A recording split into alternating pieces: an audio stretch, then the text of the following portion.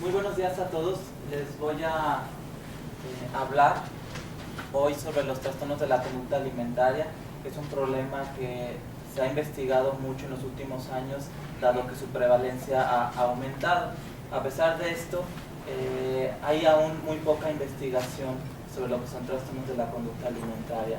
De hecho, la mayoría de los problemas alimentarios que llegan a la consulta no llegan a tener todas las características de la anorexia nerviosa o de la bulimia nerviosa, sino que son más bien trastornos no especificados, pero que representan la mayoría.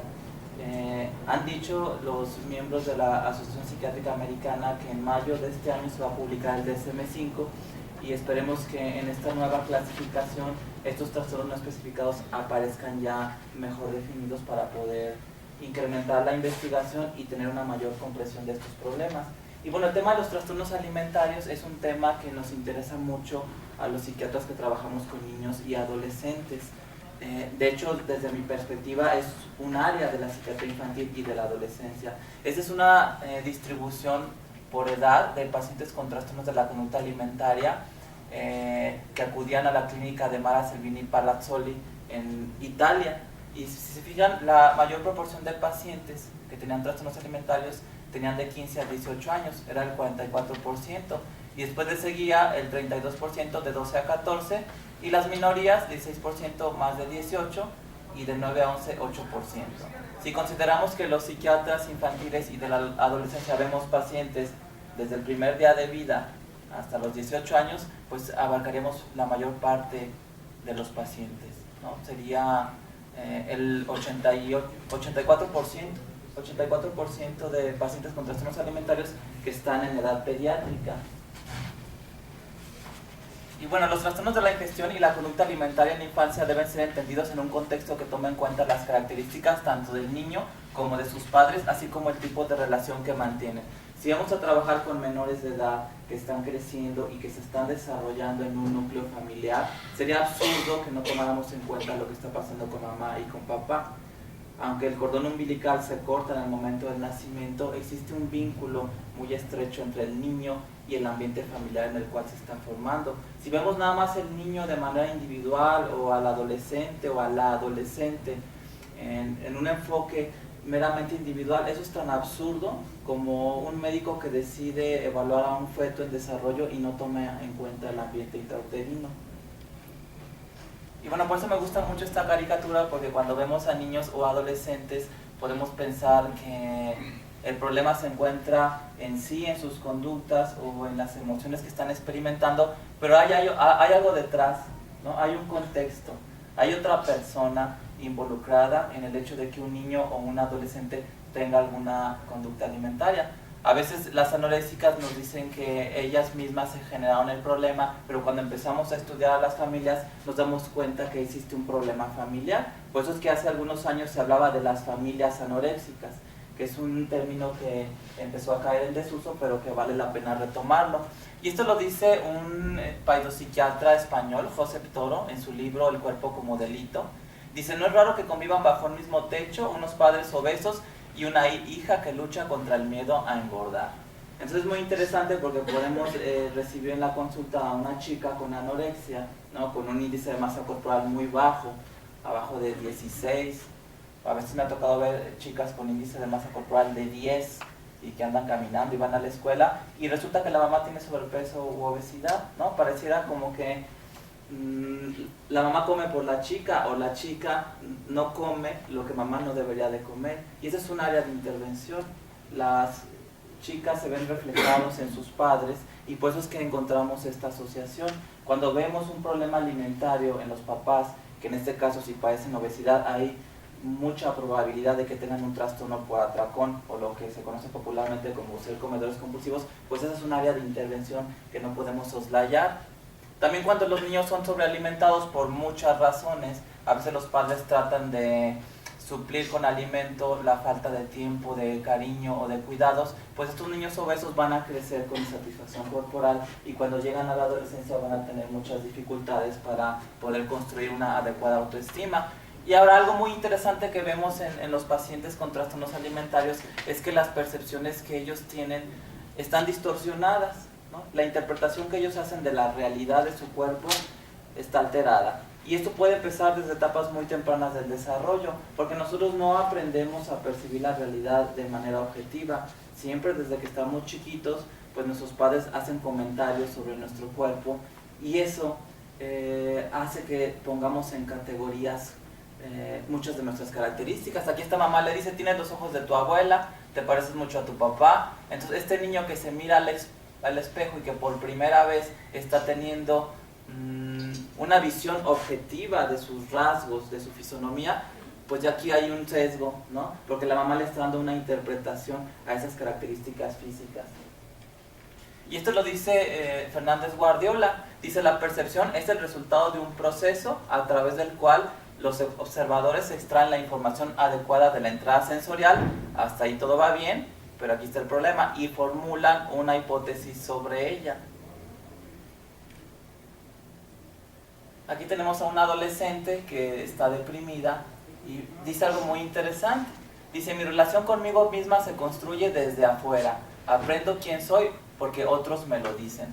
Lo que un chico experimenta o lo que una chica experimenta sobre su propio cuerpo generalmente tiene que ver con cosas que han pasado afuera. Por eso es que muchos adolescentes que tienen trastornos alimentarios, resulta que durante su desarrollo los familiares les hacían comentarios sobre su peso, ¿no? Les decían: ay, es que estás muy gordita, estás pasada de peso, te vas a poner como tu abuelita que está gorda, y eso genera un impacto, ¿no?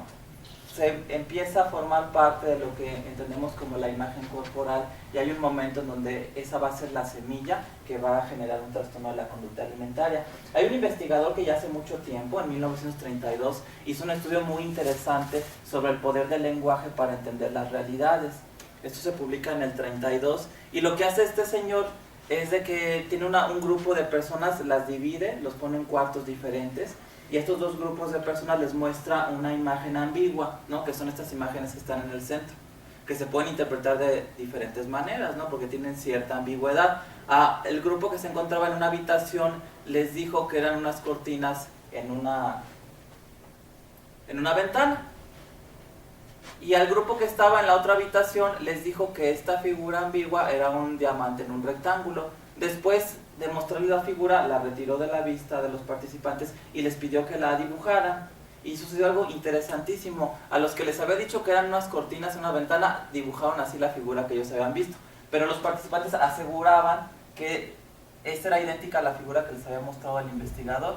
Y los que estaban en el otro grupo, a los que el investigador les dijo que era un diamante en un rectángulo, dibujaron la figura así.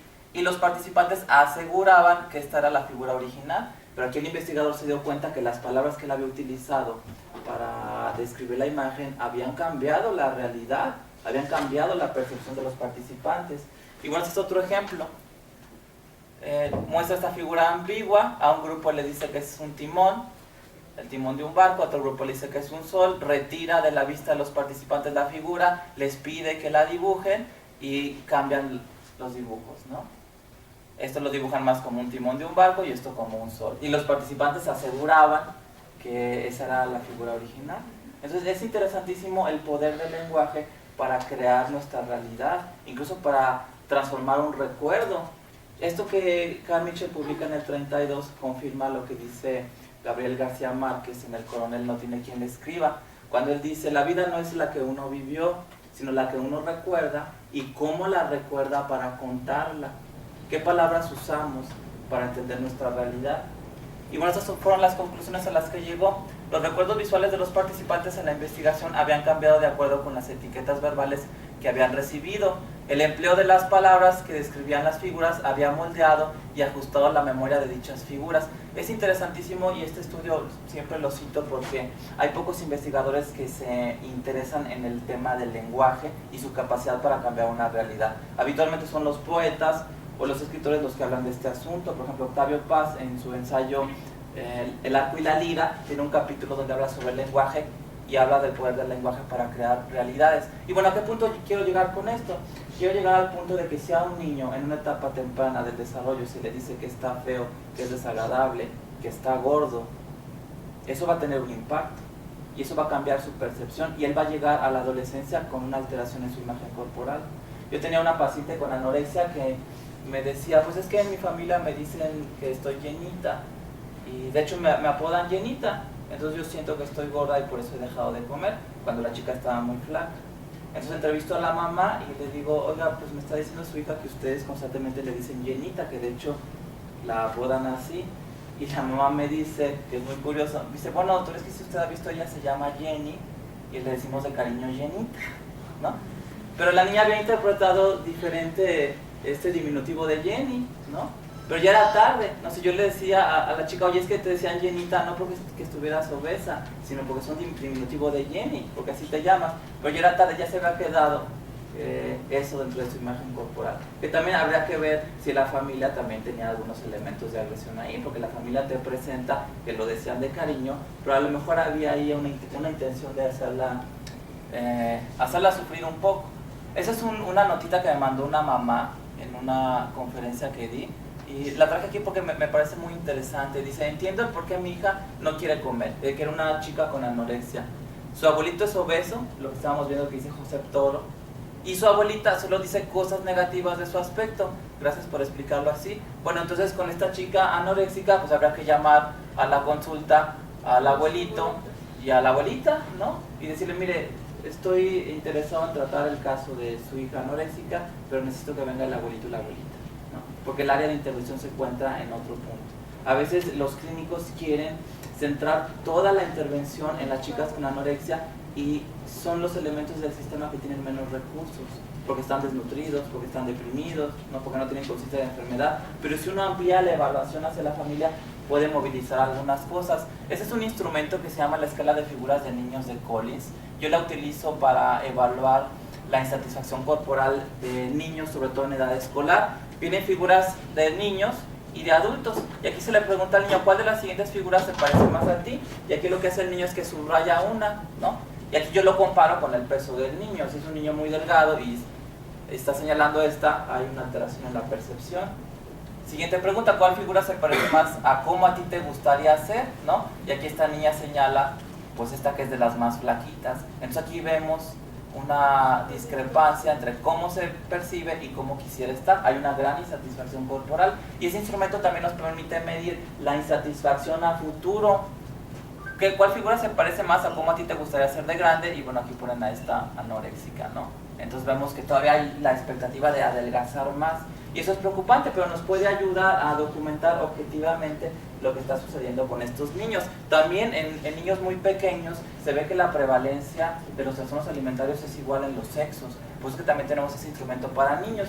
Y se contesta igual, ¿no? Se le pide que señale cuál se parece más a él, a cuál le gustaría parecerse y a cuál le gustaría parecerse cuando sea grande. Y nos permite tener una estimación que también permite dar un seguimiento a través del tratamiento. Y bueno, esos son los criterios actuales del DSM-4 para tratar la anorexia nerviosa.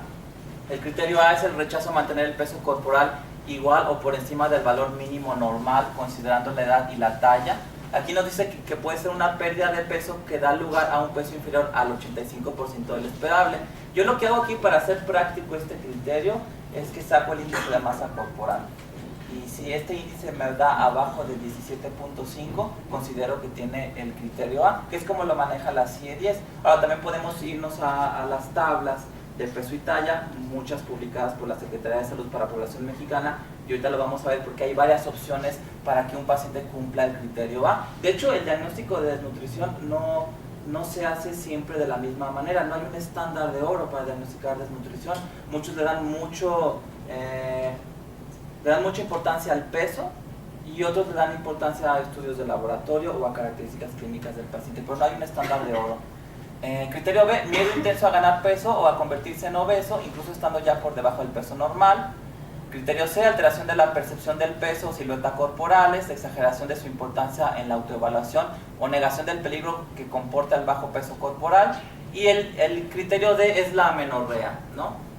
Ha habido 3 ciclos menstruales en los que la adolescente ya no menstrua. Se espera que haya más flexibilidad en estos criterios porque conforme se están presentando casos de anorexia en población más joven, pues ya no aplica el criterio D porque todavía no presentan su menarca. Y bueno, hay algunos subtipos, que es el tipo restrictivo, que es el más clásico, por así decirlo, que es cuando la anoréxica deja de comer, hace ejercicio excesivo, y el tipo compulsivo purgativo, que se parece mucho a una mezcla de anorexia y bulimia, donde la anoréxica tiene todos los criterios de anorexia, pero también tiene atracones o puede tener vómitos o uso de laxantes. Esta tabla que nos permite evaluar el grado de nutrición de los niños y adolescentes, ustedes la pueden descargar de la norma oficial mexicana 008, que es para control de la nutrición, crecimiento y desarrollo del niño. Se puede descargar gratis de internet y ustedes pueden tener esta tabla que les puede permitir evaluar el peso de sus pacientes. Aquí se considera normal todo lo que caiga en esta franja, y ya por arriba tenemos sobrepeso, obesidad, y por abajo desnutrición leve, desnutrición moderada y desnutrición severa. Aquí, de acuerdo a este parámetro, el concepto de desnutrición se basa únicamente en el peso. Por eso nos puede ayudar a diagnosticar la anorexia. Si está por abajo de esta línea, entonces consideramos que hay desnutrición y que tiene el criterio A. Ahora, lo que podríamos hacer es preguntarle a la chica qué edad tiene y ver cuál es el peso esperado, que sería esta línea, que se conoce también como el percentil 50, y considerar si ese es el peso esperado, ¿no? ¿Cuánto sería el 85% del peso esperado? Hacemos una regla de 3 y vemos si la anoréxica está arriba o abajo de ese 85% para poder calificar el criterio A. Ahora, algo sucede con los niños muy pequeños, niños en edad escolar o preescolar. El índice de masa corporal ya no es tan confiable porque tienen diferentes proporciones en su cuerpo, en sus estructuras. Entonces podemos calcularlo a través de esta fórmula, peso en kilogramos sobre talla en metros al cuadrado. Y este estimador en adultos lo podemos tomar abajo de 17.5, tiene criterio A, hay desnutrición. En adolescentes nos damos esta tabla de índice de masa corporal, y lo que esté en este rango es lo normal y lo que esté abajo es desnutrición. Eso también ustedes lo pueden descargar de internet, o si les interesa yo se los puedo mandar si me envían un correo electrónico. Y esos son los criterios para la bulimia nerviosa. El criterio A es la presencia de atracones.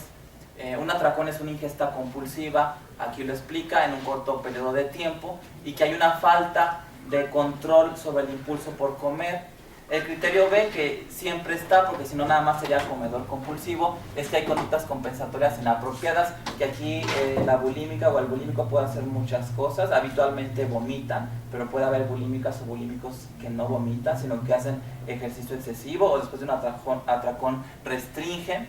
Y bueno, los atracones y las conductas compensatorias inapropiadas tienen lugar como promedio al menos 2 veces a la semana durante un periodo de 3 meses. La autoevaluación está exageradamente influida por el peso y la silueta corporales, y la alteración no aparece exclusivamente en el transcurso de la anorexia nerviosa.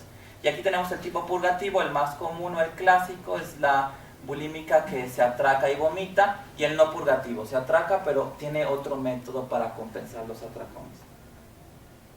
Esa es una fotografía que publica Gerald Russell en el 79, cuando él escribe el primer artículo sobre la bulimia nerviosa. Antes no existía. Si ustedes buscan en la literatura artículos sobre bulimia nerviosa, antes del 79 no hay.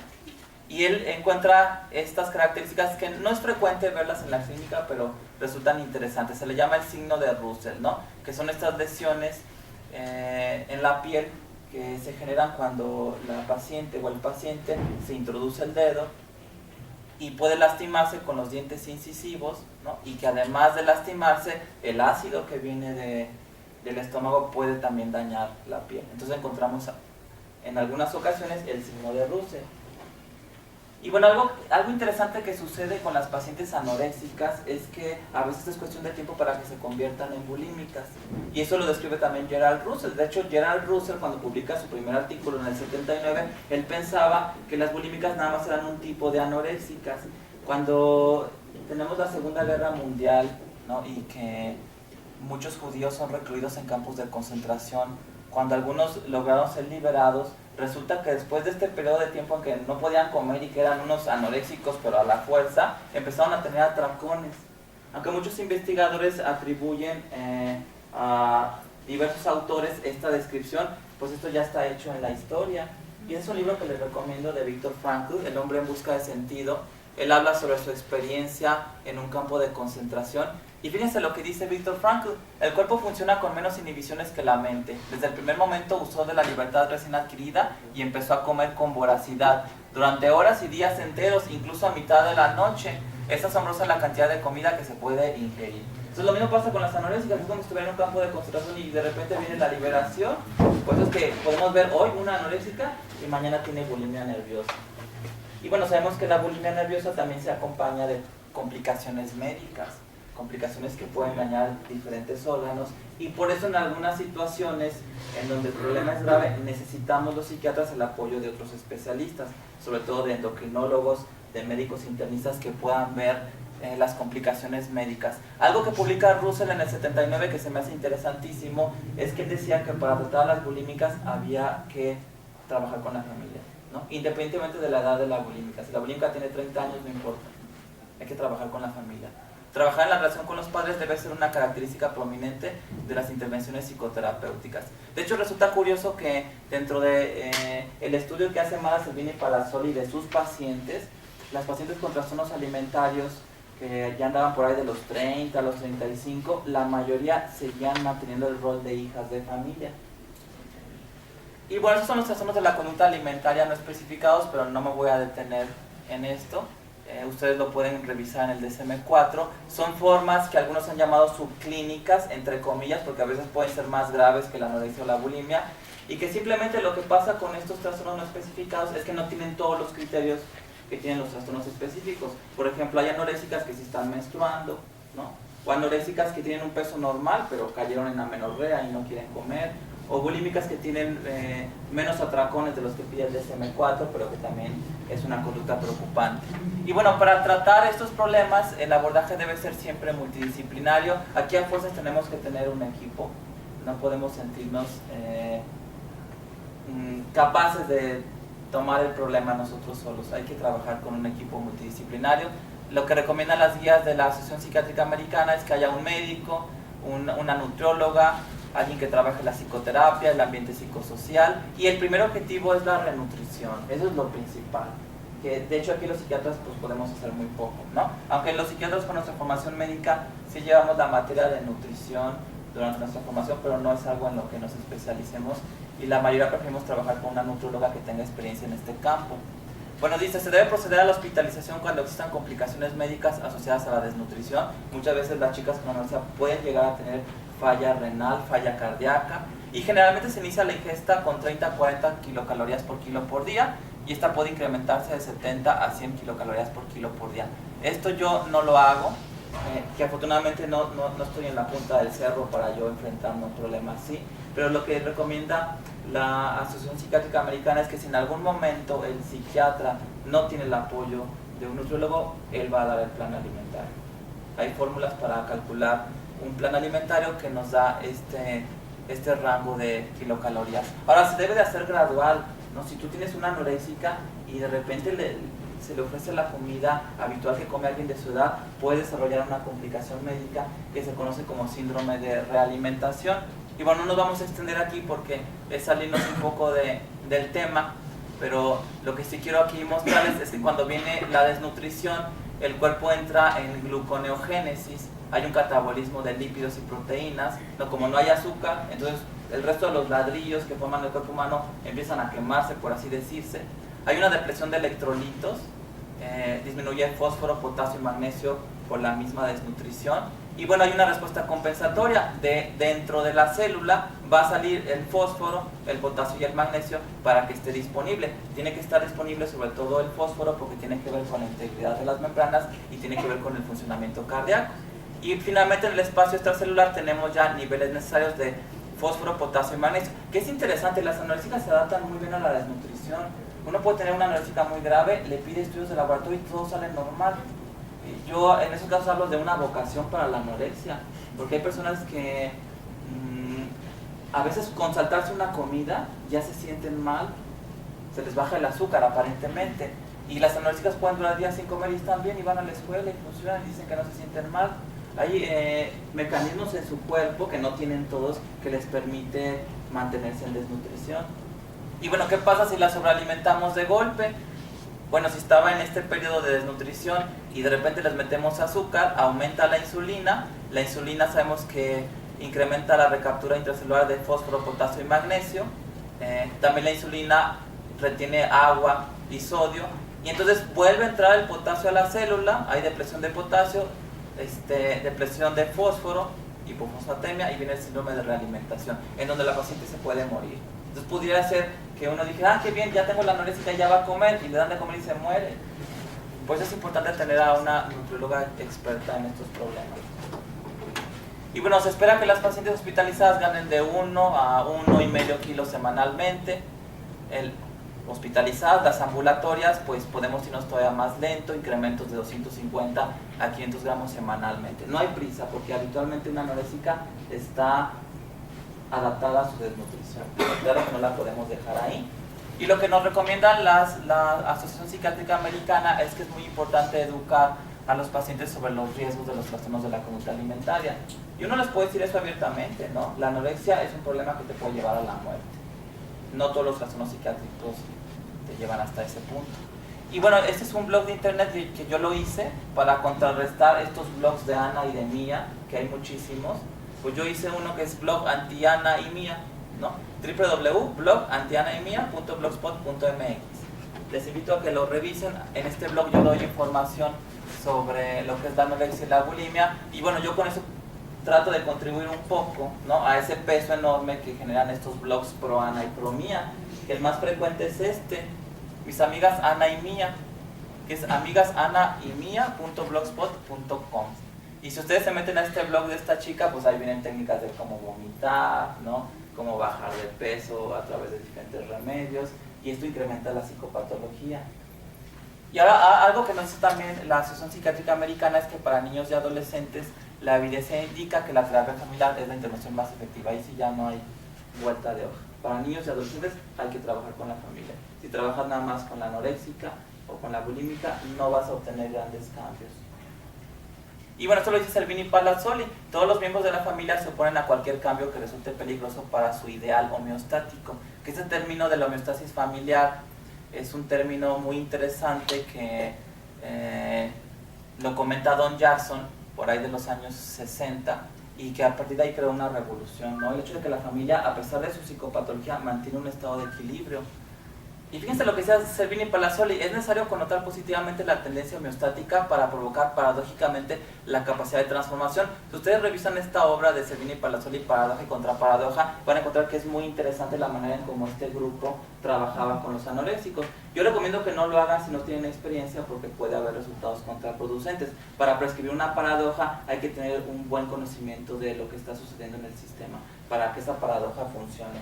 Aquí les doy un ejemplo. Llega un chico anoréxico llamado Julio, los papás lo traen a Milán, donde estaba más Servini Palazzoli, no recuerdo de qué ciudad era el chico, y fíjense lo que le dice la psiquiatra: nosotros estamos de acuerdo con el camino que has elegido, lo respetamos. Fíjense, es difícil encontrar un psiquiatra que le diga respeto tu anorexia. No solo eso, sino que te ordenamos insistir por lo menos hasta la próxima sesión, debes seguir siendo un anoréxico. Pues qué interesante, ¿no? Dice, tu tarea es seguir siendo un anoréxico hasta la siguiente sesión. Y bueno, ¿y qué pasa? En el viaje de vuelta, porque ellos no eran de Milán, en automóvil, la familia se había detenido en un restaurante. Julio mismo pidió inmediatamente al mozo que los atendía: tráigame una porción doble de espaguetis, la que devoró ante los ojos atónitos de los padres. Entonces los papás le hablan a más Servini Palazzoli: oiga, ¿qué hizo? ¿Ya está comiendo? Pues prescribió una paradoja porque tenía un conocimiento de cuáles eran las reglas de ese sistema familiar. Y bueno, Minuchin también ha hecho muchas aportaciones a entender a las familias anoréxicas. Él las describe así. También se les conoce como familias psicosomáticas, familias donde hay sobreprotección, fusión, unión excesiva, rigidez. Pero fíjense, eso se me hace muy interesante. Familias parecen enteramente normales, son buenos vecinos, no se pelean con nadie, en suma es la familia ideal, ¿no? Esas familias que parecen perfectas, pero que la mamá tiene migraña, el papá tiene gastritis, la chica tiene anorexia, pues algo está pasando ahí, aunque parezcan perfectos. Que a mí me recuerda mucho la familia de Ned Flanders, ¿no? Que parece la familia perfecta, pero cuando uno estudia a los personajes, pues resulta que no están tan bien que digamos. Y ese es un dibujo que me hizo un niño con anorexia, se llamaba Diego, y también había psicopatología familiar, pero es interesante cómo hace el dibujo de su familia. Todos muy contentos, muy felices, abrazándose, la familia perfecta, ¿no? Tal como los describe Minuchin a estas familias. Pues es que es un reto poder evidenciar la psicopatología de esta familia y encontrar las áreas de intervención. ¿Qué es lo que hacía Minuchin? Pues Minuchin le decía, no, a mí no me vengan con cuentos, yo me voy a desayunar con la familia de la anoréxica, ¿no? Entonces le pedía a los pacientes que lo invitaran a desayunar.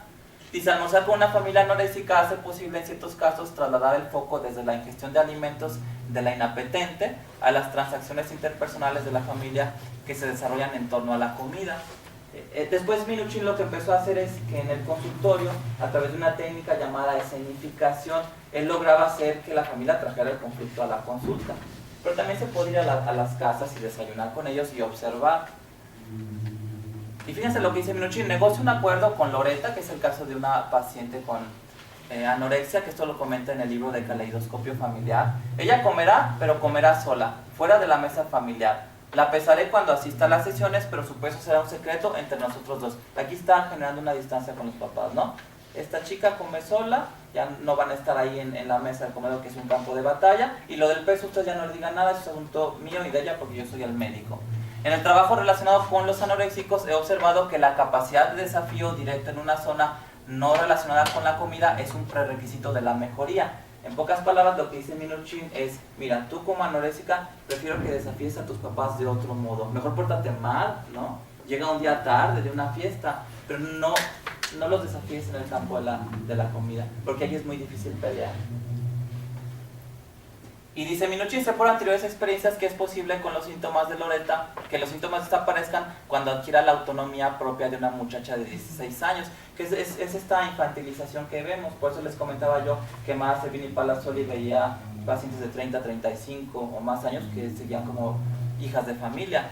En lugar de somos una familia con una niña anoréxica y padres eficaces, la familia perfecta, la exploración terapéutica seguirá el tema, sois una familia que quedó estancada en su desarrollo y debe cambiar para adaptarse al cambio de vuestras hijas adolescentes.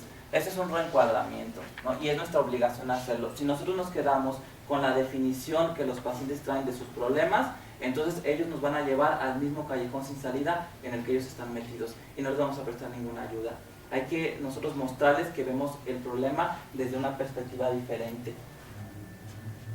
Y fíjense, eso es lo que dice Loretta, y Loretta está hablando con la mamá. Te preocupas demasiado y tienes que tratar de preocuparte menos, porque yo tengo 16 años, te preocupas como si tuviera yo 10 años.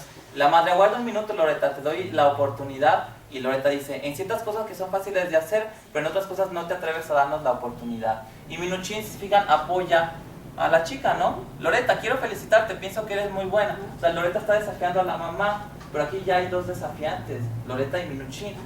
Loretta desafía a la mamá, Minuchin desafía a la familia para que sea capaz de amoldarse al crecimiento de esta chica.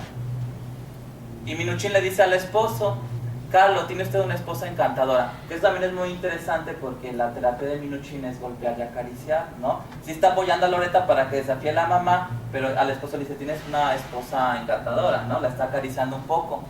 Sus hijos tienen una madre encantadora, nuevamente acaricia, pero creo que puede convertirse en un problema para los niños que están volviéndose mayores. Aquí el pero, ¿no? Y el papá dice, sí, también yo lo pensé. Entonces, interesantísimo, ¿no? Lo que dice el médico, el psiquiatra, el terapeuta, de repente un miembro de la familia dice, yo ya me había dado cuenta de eso también. Y entonces le dan voz al que está haciendo la intervención. Ahora, en cuanto a los medicamentos, podemos utilizar diferentes grupos de fármacos. Uno son los inhibidores selectivos de la recaptura de serotonina, sobre todo si hay síntomas obsesivos compulsivos, pero aquí hay una cuestión de que los antidepresivos habitualmente no funcionan cuando las pacientes tienen desnutrición, y esto lo vamos a ver en unas diapositivas más adelante. Un inhibidor selectivo solamente funciona si el paciente tiene un buen estado de nutrición, si no, no vale la pena darlo. Ahorita lo vamos a explicar.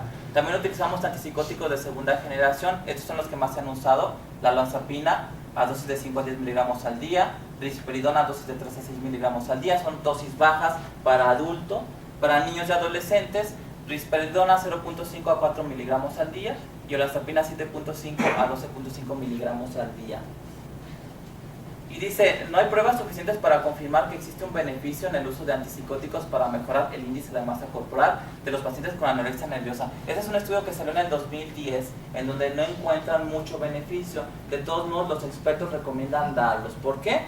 Porque mejora la depresión, la ansiedad y toda la psicopatología alimentaria.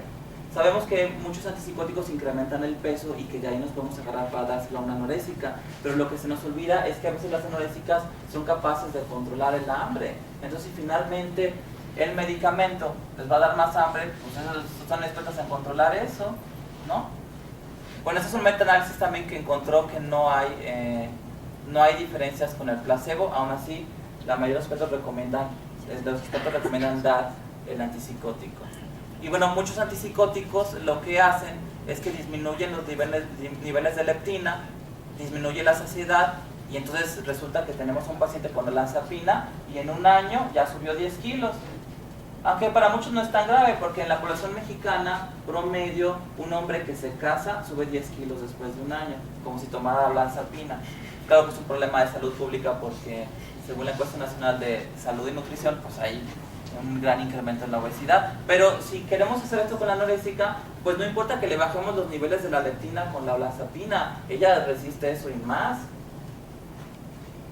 Bueno, ¿y por qué no son útiles los inhibidores selectivos? Bueno, pues por una sencilla razón. Necesita haber triptófano en el sistema para que funcione el inhibidor selectivo de la recaptura de serotonina. Los antidepresivos no sintetizan serotonina, no la generan de nuevo, por así decirlo, nada más la cambian de lugar, ¿no? Hacen que se salga de la célula y que esté presente en el espacio intersináptico, pero tiene que haber serotonina, y la serotonina se sintetiza a través del triptófano, que es un aminoácido esencial. Entonces, si la paciente no está comiendo, no tiene caso darle antidepresivos. Y tenemos algunas preguntas todavía sin contestar. Una, ¿se pueden usar los antipsicóticos a largo plazo en pacientes recuperados? ¿Quién sabe? ¿Por cuánto tiempo debe usarse? Cada clínico tiene su opinión. ¿Se deben usar en todos los pacientes con anorexia nerviosa? Hay grandes diferencias. ¿Todos los antipsicóticos tienen el mismo efecto en el tratamiento de la anorexia nerviosa?